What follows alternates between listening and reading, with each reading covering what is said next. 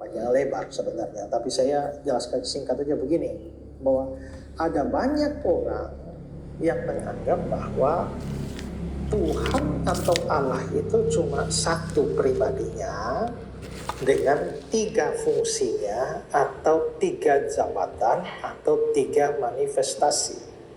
Di dalam sejarah gereja, pemahaman semacam itu dikeluarkan oleh orang namanya Sabellius. Makanya ajaran itu namanya Sabellianisme.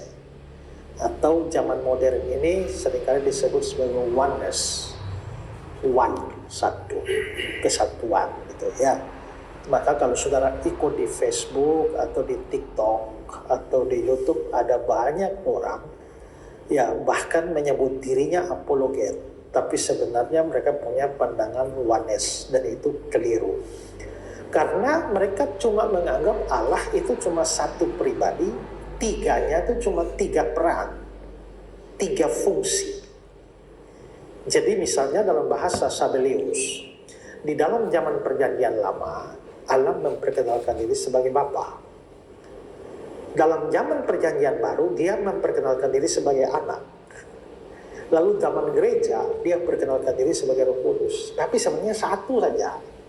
Itu misalnya Bapa di gereja sebagai majelis, contoh. Lalu di kampung sebagai RT. Tapi di kantor sebagai satpam, contoh aja.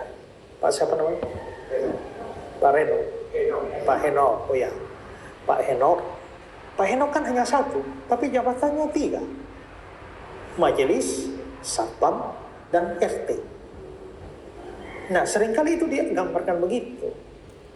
Tapi itu tidak mungkin benar. Kenapa? Sekarang coba lihat. Berarti bisakah satpam, Pak RT, sama majelis kumpul bertiga? Bisa tidak? Tidak bisa. Kenapa? Orangnya cuma satu kok. Tapi kalau di Alkitab itu bisa. Karena waktu anak keluar dari baptisan, ada Roh Kudus datang dalam rupa burung merpati, lalu ada suara Bapa, inilah anakku yang kekasih. Berarti 3-nya itu bisa ngumpul. Sedangkan satpam, majelis, dan RT tidak bisa. Bisakah satpam, RT, dan majelis ngobrol, bertukar pikiran, saling bicara? Nggak bisa, Henoknya cuma satu kok. Bagaimana bisa ngobrol? Tapi ternyata Bapa itu bisa ngomong sama anak. Engkaulah anakku yang kukasih. Kan Bapa ngomong sama anak. Anak juga ngomong sama Bapa. Waktu dia berdoa, permuliakanlah aku dengan kemuliaan yang kumiliki di hadirat. Berarti anak bisa ngomong. Dalam surat Roma, Roh sendiri berbicara kepada Bapa. Berarti bisa dong. Ketiga, bisakah Pak RT mengutus satpam ke Papua? Bisa tidak? Tidak bisa. Satu orang ini masa utus siapa? Tapi ternyata Bapa mengutus anak, lalu anak dan Bapa mengutus Roh Kudus. Berarti bisa ada terjadi saling mengutus dong. Berarti betul-betul ada 3 itu. Kalau begitu 3 Allah dong. Tidak bisa, karena kita dibatasi oleh ayat-ayat yang mengatakan bahwa Allah itu esa.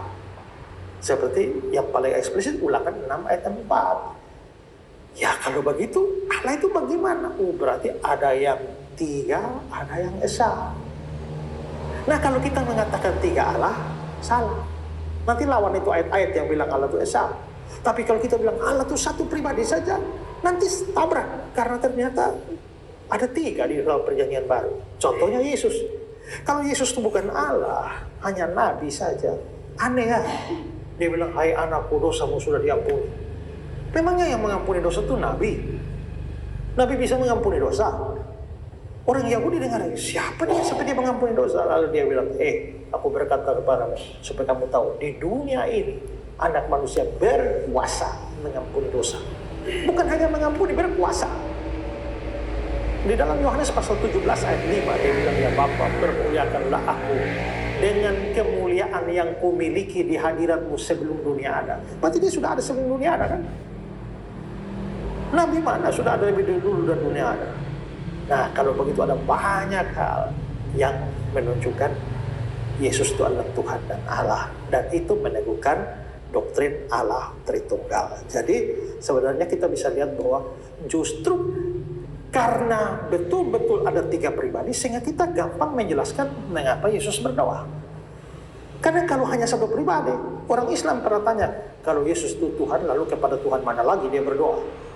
Apakah dia berdoa pada diri sendiri? Oh tidak, dia berdoa pada Bapa. Mereka bertanya, kalau Yesus itu Tuhan, waktu dia turun ke dunia ini surga kosong dong. Kalau mau jawab bodoh, saya akan jawab, tidak dong, kan masih ada Bapa dan Roh Kudus. Betul? Jadi surga tidak kosong. Tapi jawaban yang paling benar adalah bahwa namanya Allah itu dia maha hadir. Dia bukannya dia ada di surga, tidak ada di bumi, sehingga waktu dia datang di bumi di surga kosong. Tidak.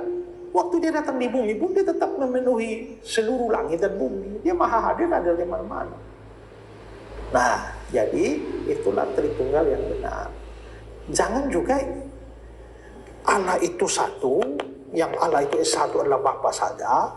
Lalu ada firman di dalam diri Bapa, ada Roh, lalu firman itu keluar, baru jadi Yesus. Nah kalau begitu, firman dan Roh itu bukan pribadi dong. Padahal dari awal itu sudah pribadi. Nah jadi memang ada pandangan macam-macam tentang Tritunggal yang beredar di media sosial, tapi kebanyakan ngawur-ngawur itu.